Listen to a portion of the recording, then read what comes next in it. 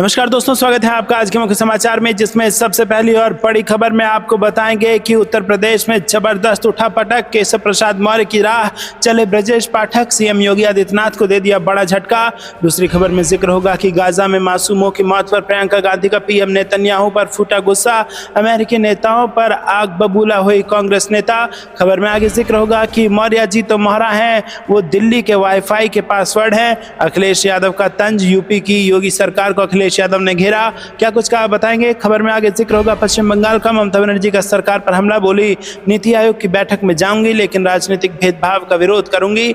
और इसी के साथ खबर में आगे जिक्र होगा कि केंद्र का सौतेला व्यवहार कोई नई बात नहीं, बजट पर मायावती का मोदी सरकार पर हमला। तो दोस्तों, इसी प्रकार की तमाम बड़ी खबरें आपके लिए लेके आए हैं, लेकिन उससे पहले अगर आपको भी ऐसा लगता है कि यूपी में जबरदस्त सियासी खींचतान चल रही है और किसी भी वक्त मुख्यमंत्री को लेकर बड़ा फैसला हो सकता है, तो वीडियो को कीजिए लाइक और चैनल को सब्सक्राइब करके बेल आइकन दबाकर कमेंट में लिखिए जय हिंद। रुक करते हैं सबसे पहली और बड़ी खबर की तरफ। केशव प्रसाद मौर्य की राह चले ब्रजेश पाठक, सीएम योगी आदित्यनाथ को दिया बड़ा झटका। जी हां दोस्तों, लोकसभा चुनाव के बाद भाजपा की उत्तर प्रदेश इकाई में कथित तौर पर अंदरूनी कलह मची हुई है। डिप्टी सीएम केशव प्रसाद मौर्य को लेकर अलग अलग दावे किए जा रहे हैं और इन सब के बीच उप मुख्यमंत्री ब्रजेश पाठक को लेकर भी बड़ी खबर आई है। जी हां दोस्तों, आपको बता दें कि सीएम योगी द्वारा गुरुवार को एक समीक्षा बैठक बुलाई गई थी और इस बैठक में केशव प्रसाद मौर्य ने हिस्सा नहीं लिया था। वहीं केशव प्रसाद मौर्य की तरह ही आज की बैठक में ब्रजेश पाठक के भी शामिल नहीं होने का दावा किया जा रहा है।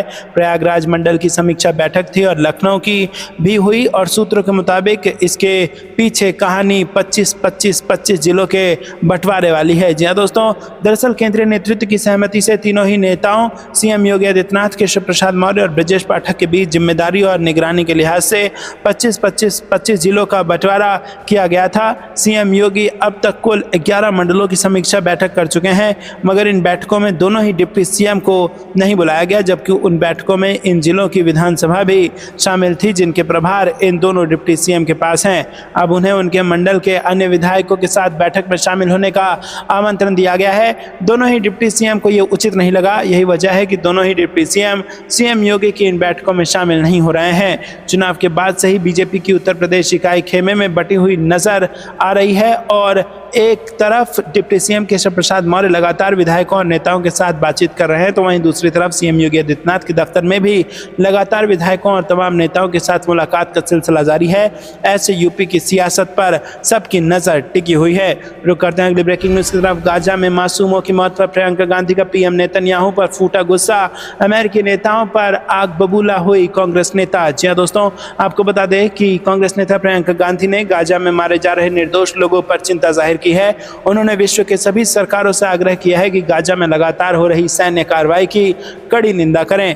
उन्होंने कहा कि गाजा में हर रोज निर्दोष बच्चे, महिलाएं, बुजुर्ग, डॉक्टर, पत्रकारों की जान जा रही है और ये इजराइल समेत दुनिया भर के नागरिकों की जिम्मेदारी है कि गाजा में हो रही सैन्य कार्रवाई की निंदा करें। प्रियंका गांधी ने सोशल मीडिया हैंडल पर पोस्ट करते हुए इजराइल के प्रधानमंत्री बेंजामिन नेतन्याहू को आड़े हाथों लिया। बता दें कि पीएम बेंजामिन नेतन्याहू ने बुधवार को अमेरिकी कांग्रेस के संयुक्त सदनों को संबोधित किया था। संबोधन के बाद दोनों सदनों के सांसदों ने खड़े होकर उनके लिए तालियां बजाई थी। वहीं कुछ नेताओं ने इजरायली प्रधानमंत्री के भाषण को ऐतिहासिक भी बता दिया था। प्रियंका गांधी ने अमेरिकी नेताओं के इस रवैये पर चिंता जाहिर की है। उन्होंने अमेरिकी नेताओं पर निशाना साधते हुए कहा कि जो लोग मानवता और सभ्यता पर विश्वास करते हैं उन्हें ऐसा नहीं करना चाहिए था। तो दोस्तों, आपको क्या कुछ लगता है कमेंट में जरूर बताइए। आपको बता दें कि ये पहली बार नहीं है जब प्रियंका गांधी ने इजराइल हमास पर अपनी प्रतिक्रिया दी है। इस साल फरवरी महीने में उन्होंने कहा था कि इस युद्ध में मानवता और अंतर्राष्ट्रीय मर्यादा के सभी नियम टूट गए हैं और दुनिया ने आंखों पर पट्टी बांध रखा है। तो दोस्तों, आप अपनी राय कमेंट में जरूर बताइएगा। रुक करते हैं अगली ब्रेकिंग न्यूज की तरफ। मौर्य जी मोहरा हैं, वो दिल्ली के वाईफाई के पासवर्ड है। अखिलेश यादव का तंज, यूपी की योगी सरकार को अखिलेश यादव ने घेरा। जी हां दोस्तों, सपा सुप्रीमो अखिलेश यादव ने यूपी सरकार पर जबरदस्त हमला बोला है। लखनऊ में शुक्रवार को पार्टी कार्यालय में उन्होंने मीडिया से बातचीत करते हुए यूपी सरकार में व्याप्त भ्रष्टाचार और खासकर पुलिस की निरंकुशता को केंद्र में रखा। अखिलेश यादव ने यूपी की डिप्टी सीएम केशव प्रसाद मौर्य पर तंज कसते हुए कहा कि कुछ लोग मोहरा बन गए हैं, दिल्ली के वाईफाई के पासवर्ड बन गए हैं। अखिलेश यादव ने कहा कि समाजवादी पार्टी इकलौती ऐसी पार्टी है जिसके नाम में संविधान के समाजवाद शब्द आता है और हाल ही में चर्चा में रहे बलिया वसूली मामले पर अखिलेश यादव ने कहा कि जब हम विपक्ष में रहकर सवाल उठाते थे तो प्रदेश सरकार हमको कहती थी कि करप्शन को लेकर जीरो टॉलरेंस की पॉलिसी है।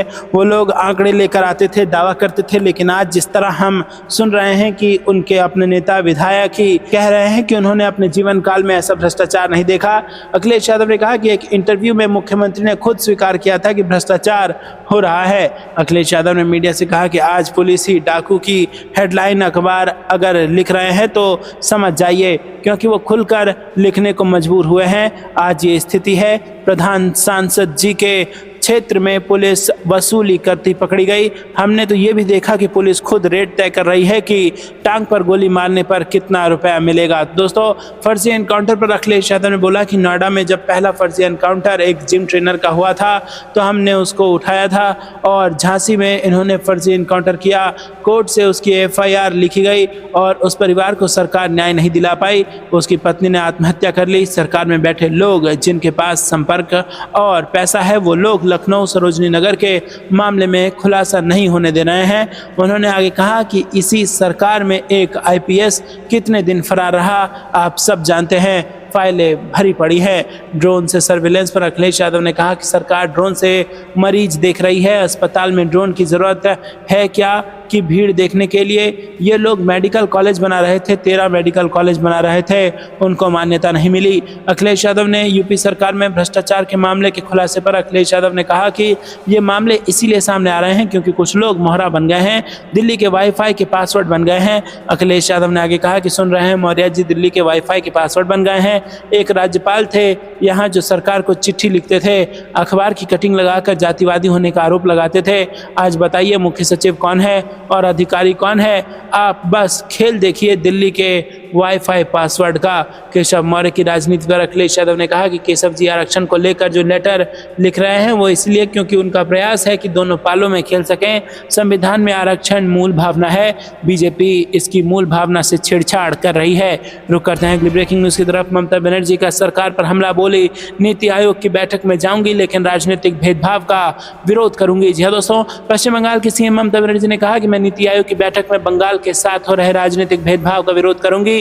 उनके मंत्रियों और बीजेपी नेताओं का रवैया ऐसा है कि वो बंगाल को विभाजित करना चाहते हैं। वो आर्थिक नाकेबंदी के साथ साथ भौगोलिक नाकेबंदी भी लगाना चाहते हैं। झारखंड, बिहार और बंगाल को बांटने के लिए अलग अलग नेता अलग अलग बयान दे रहे हैं और हम इसकी निंदा करते हैं। हम अपनी आवाज़ रिकॉर्ड करना चाहते हैं और ऐसा करने के लिए मैं वहां मौजूद रहूंगी। गौरतलब है कि इंडिया ब्लॉक में शामिल विपक्षी दलों ने ऐलान किया है कि वो शनिवार को होने वाली नीति आयोग की बैठक में हिस्सा नहीं लेंगे। विपक्षी शासित राज्यों के मुख्यमंत्री ने इस बैठक का बहिष्कार करने का दावा किया है। इसमें पंजाब, तमिलनाडु, कर्नाटक, तेलंगाना, हिमाचल प्रदेश शामिल है। और इससे पहले कांग्रेस ने भी कहा था कि पार्टी शासित राज्यों के मुख्यमंत्री 27 जुलाई को होने वाली मीटिंग में हिस्सा नहीं लेंगे। रुक करते हैं अगली ब्रेकिंग न्यूज़ की तरफ। केंद्र का सौतेला व्यवहार कोई नई बात नहीं, बजट पर मायावती का मोदी सरकार पर हमला। जी दोस्तों, संसद में पेश किए गए बजट पर BSP प्रमुख मायावती ने केंद्र की NDA सरकार पर हमला किया। हमलावर मायावती ने कहा कि केंद्र द्वारा ऐसा सौतेला व्यवहार आज कोई नई बात नहीं है। मायावती ने शुक्रवार को अपने ऑफिशियल एक्स हैंडल पर एक के बाद एक पोस्ट की है और मायावती ने लिखा कि NDA सरकार द्वारा संसद में पेश बजट में भी देश व आम जनहित से अधिक राजनीतिक स्वार्थ के तहत विभिन्न राज्यों के बीच भेदभाव, पक्षपात व असंतुलन बढ़ाने के विरुद्ध आक्रोश व विरोध स्वाभाविक है। हालांकि केंद्र द्वारा ऐसा सौतेला व्यवहार आज कोई नई बात नहीं है। BSP ने भी यूपी में ऐसा झेला है। दोस्तों, रुक करते हैं अगली ब्रेकिंग न्यूज़ की तरफ। सम्राट चौधरी को अध्यक्ष पद से हटाते ही खूब खुश हुए बिहार भाजपा के बड़े नेता की ऐलान कि आज न्याय हुआ है। जी दोस्तों, दिलीप जायसवाल के बिहार भाजपा का नया अध्यक्ष बनते ही अब सम्राट चौधरी के खिलाफ कई नेताओं ने मोर्चा खोल दिया है। बिहार भाजपा के वरिष्ठ नेता हरिवंश जी ने इसे लेकर तीखे हमले किए हैं। उन्होंने सम्राट चौधरी को अध्यक्ष पद से हटाने पर खुशी जाहिर की और साथ ही सम्राट चौधरी के बाहरी होने यानी दूसरे दल से आने को लेकर तंज भी कसा। सम्राट चौधरी की जगह दिलीप जायसवाल को अध्यक्ष की कमान सौंपने पर